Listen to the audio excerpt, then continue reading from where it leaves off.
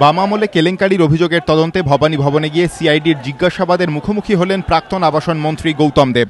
সকাল 11টা ভবানী ভবনের মূল ফটকের সামনে জড়ো হন সিপিএম কর্মী সমর্থকরা। যদিও অপ্রীতিকর ঘটনা এড়াতে কাউকেই ভবানী ভবনের সামনে যেতে দেওয়া হয়নি। কড়া নিরাপত্তার চাদরে মুড়ে ফেলা হয়েছিল ভবানী ভবন চত্বর। মোতায়েন করা হয় মহিলা পুলিশ ও র্যাফ। সকাল 11:30 গাড়িতে করে সিপিএমের রাজ্য সম্পাদক মণ্ডলীর সদস্য সুজন চক্রবর্তীর সঙ্গে ভবানী ভবনে ঢোকেন প্রাক্তন আবাসন মন্ত্রী গৌতম দেব। ভবানী ভবনে ঢুকে তিনি সোজা 4 তলায় চলে যান। ভিজিটার্স রুমে অপেক্ষা করেন সুজন চক্রবর্তী। সকাল 11:40 ইন্টারোগেশন রুমে নিয়ে যাওয়া হয় গৌতম দেবকে। 4-5 জন সিআইডি অফিসার তাকে জিজ্ঞাসাবাদ শুরু করেন।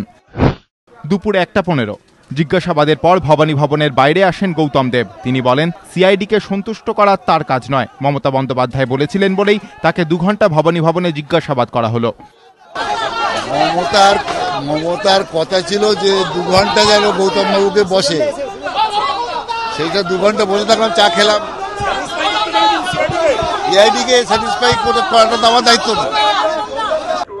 ভবানী ভবনের মূল ফটকের সামনে বিক্ষোভকারীদের সঙ্গে উপস্থিত ছিলেন সিপিএম নেতা মোহাম্মদ সেলিম। তার অভিযোগ, সিপিএম নেতাদের মিথ্যে মামলায় ফাঁসানোর চেষ্টা চলছে। এবং মমতা ব্যানার্জি যখন বলছেন আমাকে খুন করা হচ্ছে, তাহলে পুলিশের তো উচিত খুনি ধরে বার করা এবং মুখ্যমন্ত্রীকে যারা খুন করবে বলে ষড়যন্ত্র করছে সেটা দেখা।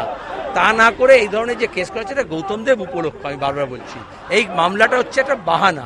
কালকে আমাকেও দিতে পারেন, পরশুদিন বুধবার শেষকেও দিতে পারেন। বাম আমলে জমি কেলেঙ্কারির অভিযোগে সম্প্রতি গৌতম দেবের বাড়িতে চিঠি পাঠায় সিআইডি। তারপরই ভবানী ভবনে এসে জিজ্ঞাসাবাদের মুখোমুখি হলেন প্রাক্তন আবাসন মন্ত্রী।